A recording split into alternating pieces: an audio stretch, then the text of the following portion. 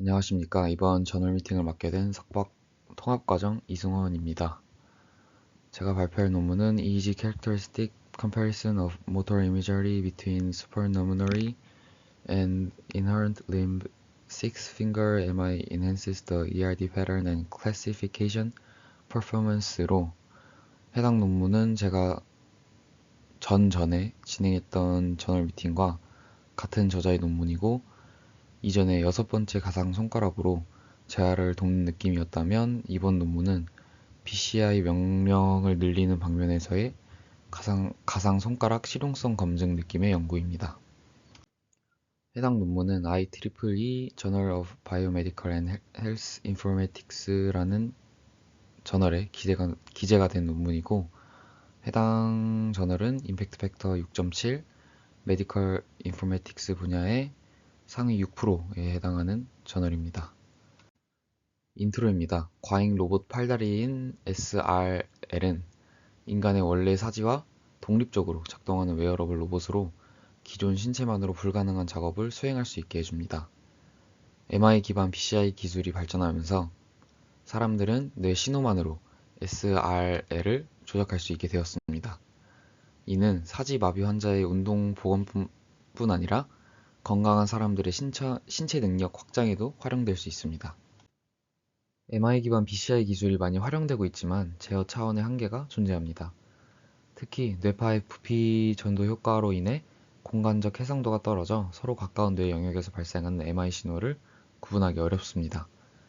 기존 MI 방식은 손, 발, 혀처럼 서로 떨어진 신체 부위를 이용해 공간적 해상도를 높이는 방식을 사용하지만 인간이 가진 사지 개수의 한계로 인해 BCI 출력 명령 수가 제한됩니다. 이를 해결하기 위해 신체 형태를 변화시키면 새로운 MI 제어 명령이 가능할까? 라는 의문이 제기됐고 선행 연구에 따르면 다지증 환자의 6번째 손가락이 기존 손가락들과 독립적인 신경 자원을 사용해 제어된다고 밝혀져 이를 바탕으로 일반인에게 기계적인 추가 사지를 부착했을 때도 새로운 MI 명령을 생성할 수 있는지 검증이 이뤄졌습니다. 2022년 해당 저자가 진행한 연구에서 6번째 손가락 로봇을 상상으로 조작하는 새로운 패러다임을 제안했고 이를 통해 센소리 모터 영역에서 유의미한 신경 활성화가 발생한다는 것을 확인했습니다. 즉, SRF의 MI 신호도 BCI 제어 신호로 활용 가능함을 입증했지만 기존 사지의 MI 신호와 SRF의 MI 신호가 어떻게 다른지는 아직 명확히 밝혀진 바가 없어 추가 연구가 필요합니다. 따라서 해당 연구에서는 SRF와 실제 오른손 움직임인 RH의 뇌파 반응 차이를 조사하고 세 가지 분류 방법을 적용해 SRF와 RH가 구분 가능한지 조사했습니다. 해당 연구의 최종 목표는 SRF를 비롯한 신체 형태를 변화시켜 MI 기반 BCI의 제어 명령 수를 확장 가능한지 알아보는 것이었습니다. 24명의 건강한 피험자가 실험에 참여했습니다. 모두 MI 기반 BCI에 대한 경험이 없었다고 합니다. 그림 A에 보이는 빨간색 곡선 형태로 생긴 것이 SRF입니다. 실험은 세 가지 블록으로 이루어졌는데 각각 그림 C, D, E입니다. 첫 번째 블록은 MI를 완료하는 데 걸리는 시간을 조사하기 위해 진행했고 우선 3초간 준비를 알리기 위해 녹색 십자가를 보여줬고 그 다음 오른손으로 주먹을 쥐거나 SRF를 구부리는 그림 신호가 무작위로 나타나 어떤 과제를 상상해야 하는지 나타냈습니다. 이 기간 동안 피험자는 그림에 해당하는 동작을 상상해야 했고 과제가 완료되면 스페이스바를 눌러 끝났음을 알리고 이 시간이 기록되었습니다. 총 20개 트라이얼 진행됐고 SRF와 RH는 각각 10개씩 무작위로 제시되었습니다. 두 번째 블럭은 MI 동안 뇌파를 측정하기 위해 진행했습니다. 첫 번째 블록이랑 유사하게 진행됐고 다른 점은 MI 시간이 6초로 고정되어 있었고 MI가 끝나면 피험자 개인이 생각하는 MI 성공 유무를 굿, 뱃 두 가지로 점수를 매겼습니다. 이 점수를 매긴 게 이후 EEG 데이터 복잡한 해석을 피하기 위해 진행했다는데 이후로 추가로 언급된 부분은 없었습니다. 총 20개 트라이얼로 4개 세션이 진행됐습니다. 세 번째 블록은 휴식 기간 EEG를 수집하기 위해 진행했고 그림과 같이 MI 대신 레스트를 진행했습니다. 총 20개 트라이얼로 2개 세션 진행했습니다. 이후 EEG 분석 결과는 두 번째와 세 번째 블록 결과입니다. EEG는 1020 인터내셔널 시스템에 의거한 64개 채널을 이용해 측정했습니다. 샘플링 레이트는 1000Hz였고 측정 당시 온라인으로 0.5에서 100Hz로 필터링되고 50Hz 노치 필터가 적용되었습니다. 전처리로는 우선 오른쪽 그림과 같이 움직임이나 머리 움직임에 대한 민감한 주변 채널은 제거하고 42개 채널만 분석에 사용했습니다. 그리고 250Hz로 다운샘플링하고 CAR을 적용한 후 8에서 30Hz로 밴드패스 해주고 ICA를 통해 EOG를 제거했습니다. EEG 분석은 ERSP 분석을 진행했습니다. 해당 연구에서 SRF와 RH를 분류하는데 최적의 채널을 찾기 위해 제네틱 알고리즘인 GA를 사용했는데, 이는 BCI 분류 성능을 향상시키기 위해 특징 또는 분류의 매개 변수를 최적화하는 데 사용되는 알고리즘이라고 합니다. 본 연구에서는 SRF와 RH를 가장 잘 구별할 수 있는 최적의 EEG 채널 조합을 선택하는데 GA가 사용되었습니다. 간단하게 어떤 식으로 작동하는지 설명드리면, 이름에서 알 수 있듯이 뭔가 유전되는 과정을 모방한 알고리즘입니다. GA 개념 설명을 보면 부모, 염색체, 자식, 돌연변이 이런 단어가 쓰이는데, 세대를 거쳐가며 최적의 염색체를 가진 자식을 만드는 게 최종 목표라고 이해하시면 될 것 같습니다. 그래서 진행이 어떻게 되냐면, 우선 가장 좋은 염색체를 가진 부모들을 선정을 해서 이 부모들의 염색체를 섞고 돌연변이 염색체 넣어주면서 자식을 만들고, 이 자식들이 같은 과정을 반복하면서 다시 자식을 만들고 가장 좋은 염색체만을 가지는 자식이 태어나게 되는 겁니다.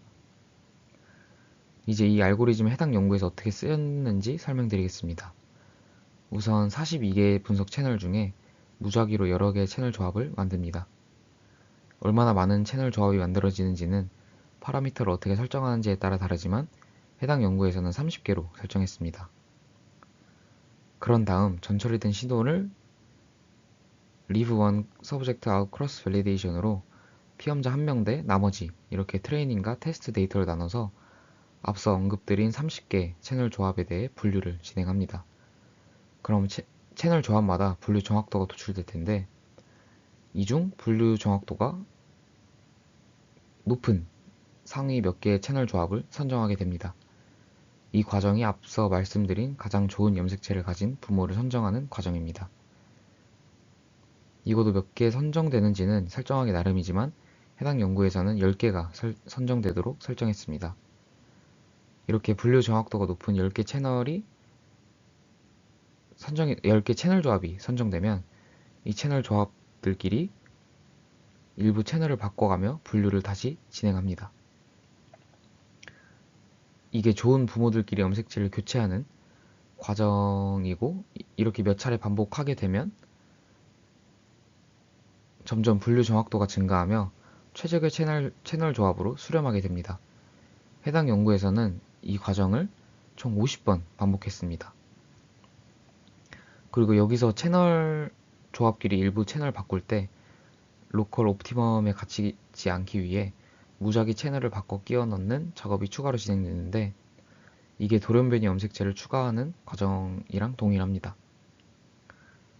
좀 설명이 난해했을 수도 있을 것 같은데 추가로 질문 사항 댓글로 달아주시면 답변 드리도록 하겠습니다. 그리고 이 GA는 총 10번 반복이 되었고, 이 10번 반복되면서 한 번 반복될 때마다 그 최적의 채널 조합이 한 조합씩 나올 텐데, 이 중에 이제 가장 많이 선택되는 채널을 선정하면서 그렇게 최종 채널 조합을 선택하게 됩니다. 분류는 2클래스와 3클래스로 진행이 됐고, CSP를 사용한 SBM, FBCSP를 사용한 SBM, 그리고 EEGNet을 사용해 분류를 진행했습니다. 모든 분류기는 MI 태스크 중 1에서 5초 구간을 사용하고 10-fold cross validation을 사용해 분류를 진행했습니다. 다음으로 결과입니다. 우선 SRF와 RH 간의 눈 깜빡임 비교와 MI 과제를 완료하는 데 걸리는 시간 비교입니다. 해당 분석은 SRF와 RH의 할애해야 하는 노력의 비교를 위해 진행했다고 합니다. 눈 깜빡임 비교는 IC 성분 중 그림 A의 왼쪽과 같은 EOG IC 성분의 분산을 통해 진행했습니다. 눈 깜빡임 횟수가 적다는 것은 그만큼 주의 과정과 인지적 각성의 증가와 관련이 있다고 합니다. 즉, 집중하면 눈 깜빡임 수가 감소한다고 이해하시면 될 것 같습니다. MI 과제 걸리는 시간은 앞서 패러다임 설명드릴 때 맨 처음에 진행했던 MI 완료하는데 걸리는 시간 측정 패러다임을 통해 측정했는데, 프리는 초반 절반 열 트라이얼, 포스트는 후반 절반 열 트라이얼을 나타냅니다. 눈 깜빡임은 SRF 조건에서 통계적으로 유의미하진 않았지만 거의 유의하게 감소했고, MI를 완료하는데 걸리는 시간은 SRF가 유의하게 오래 걸렸습니다. 하지만 이는 초반 트라이얼에서만 차이 나고 후반 트라이얼에서는 차이가 나지 않았습니다. 결과적으로 이 결과로 볼 때 SRF가 더 주의를 요하고 좀 더 과제가 복잡하게 느껴졌음을 나타낸다고 합니다. 다음은 조건별 토포맵 결과인데 MI 태스크 구간의 ERSP 값을 평균해서 나타낸 것입니다. MI의 ERD를 강조하기 위해서 스케일 최대값을 0으로 맞췄다고 합니다. SRF와 RH 모두 대측 ERD가 나타난 것을 볼 수 있고, SRF의 경우 대측 ERD가 더 강하게 발현되고 뿐만 아니라 동측 센서리모터 영역 그리고 전두엽에서 ERD가 나타난 것을 확인할 수 있습니다. 전두엽에서의 차이는 SRF가 더 많은 노력을 요하기 때문이며, 센서리모터 영역에서 양측 ERD의 증가는 과제의 복잡성으로 인한 것이라고 저자는 해석하고 있습니다. 해당 결과는 SRF와 RH 사이에서 유의미한 차이를 보인 전극의 위치와 수를 보여줍니다. 8부터 11Hz에서 18개, 11부터 14Hz에서 11개 전극이 유의미한 차이를 보이며 주로 양측 센서리 모터 영역 그리고 전두엽에 집중되어 있었습니다. 바 그래프는 유의미한 전극 중 가장 P값이 작은 전극의 ERD 비교를 나타냈는데 SRF 조건이 ERD가 가장 강하게 나타난 것을 확인할 수 있습니다. 시간에 따른 스펙트럼 파워의 차이를 뮤 및 베타 대역에서 조사하기 위해 앞선 결과에서 대역별로 가장 유의미한 차이를 보인 4개의 전극에 대한 시간 주파수 맵을 분석했습니다. SRF의 경우 뮤 및 베타 대역 모두 4개 전극에 대해 ERD가 발현되었지만 RH는 C3에서만 관찰이 되고 이마저도 SRF보다 유의미하게 약했습니다. 다음은 GA를 활용한 채널 셀렉션 결과입니다. GA를 10번 실행했다고 앞서 언급드렸는데 위에 그림은 전극 위치별 GA 10번 동안 선택된 빈도를 나타내고 아래는 GA 10번 중 7번 이상 선택된 전극을 나타냅니다. SRF와 RH를 구별하는데 최적의 전극은 센서리 모터 영역과 전두엽 부근에 위치하는데, 이는 앞서 맨 처음에 보여드렸던 결과인 ERSP 토포맵 결과와 일치했습니다. 다음은 분류 결과입니다. 모두 80% 이상으로 SRF와 RH를 분류해냈고 EEG넷이 2클래스든 3클래스든 전반적으로 높은 정확도를 보였습니다. SVM 모델을 사용했을 때 2클래스에 비해 3클래스가 높은 정확도를 보였는데, 이는 더 차별적인 과제인 REST가 추가되었기 때문이라고 합니다.